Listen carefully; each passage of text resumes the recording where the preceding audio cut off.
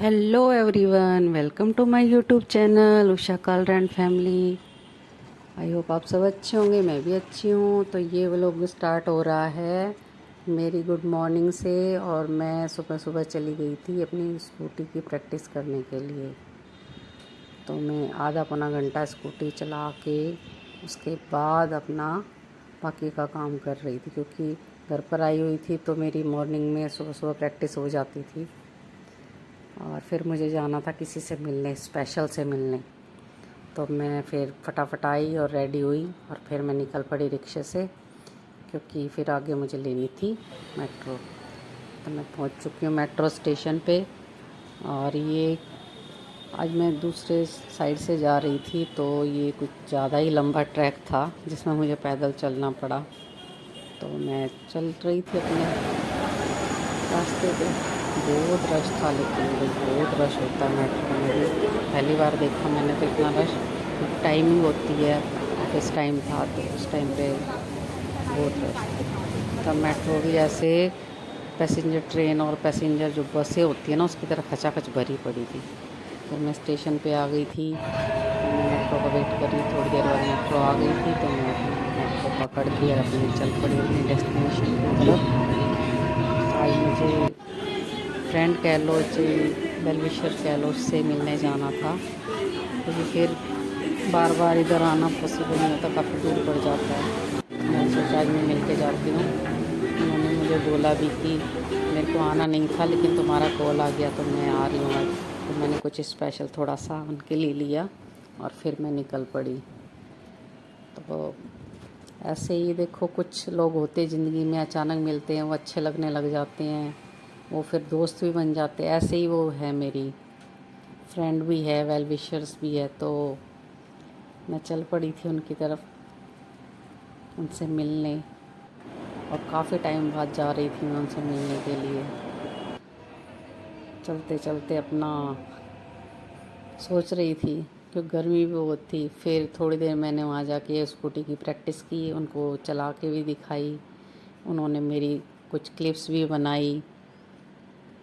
तो जो उन्होंने मुझे सिखाया, जिस पेशेंस के साथ, वो काम कर गया और मैं स्कूटी चलाना सीख गई। नहीं तो मैंने नहीं सोचा था कि मैं कभी चाबी घुमा के स्कूटी खुद से चला पाऊँगी। लेकिन होता है ना कभी कभी कि कुछ चीज़ें टाइम पर छोड़ देनी चाहिए, टाइम से आती हैं। और जब अपना कॉन्फिडेंस डेवलप होता है ना, तभी सीखी जाती है। ना किसी के कहने से आती है, ना किसी के और किसी चीज़ से आती है। लेकिन मैंने सीख ली मेरा सपना पूरा हो गया।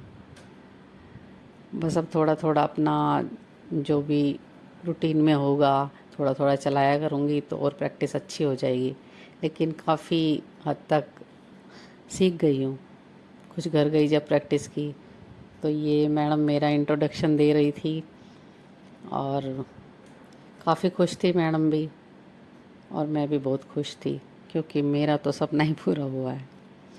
मैं उनके लिए छोटी सी गिफ्ट लेके गई थी, और ये गिफ्ट कह लो चाहे मेरी तरफ से उनके ग्रेटिट्यूड कह लो, कुछ भी कह लो, मेरा मन था। तो मैं फिर हमने साथ में बैठ के काफ़ी बातें की।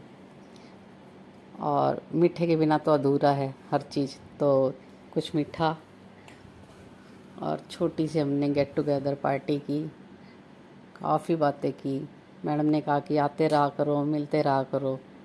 और मैडम के पैर में दर्द था, लेकिन वो मेरे मारे उस दिन आई, क्योंकि उनका घर ज़्यादा दूर पड़ता है। तो मेरे लिए आई, मिली, हमने बातें की। गर्मी इतनी ज़्यादा थी, लेकिन ठीक है, कभी कभी मौसम को ना देखते हुए भी हम लोग एंजॉय कर सकते हैं।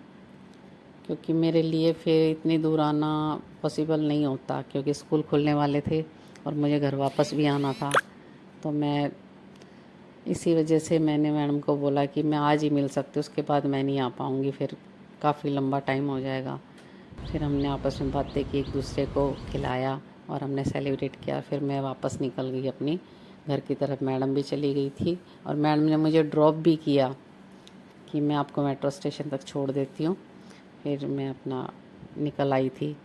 वो अपने घर चली गई, मैं अपने घर आ गई।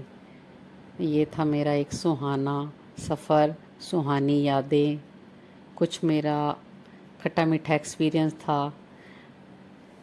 लेकिन कुछ नया सीखने की ना एज नहीं होती, आपके अंदर जज्बा होना चाहिए सीखने का। आप किसी भी उम्र में कुछ भी सीख सकते हो, ऐसा कुछ नहीं, एज तो मैटर करती नहीं है सीखने में। जिस दिन आपने मन बना लिया कि मुझे ये करना है और मुझे ये चीज़ सीखनी है, उस दिन आप सीख जाओगे। तो मेट्रो में सीट नहीं मिली थी तो मैं खड़ी थी। हाँ मिली थी मुझे सीट, लेकिन एक लेडी थी जो बुजुर्ग थी, तो मैंने उनको सीट दे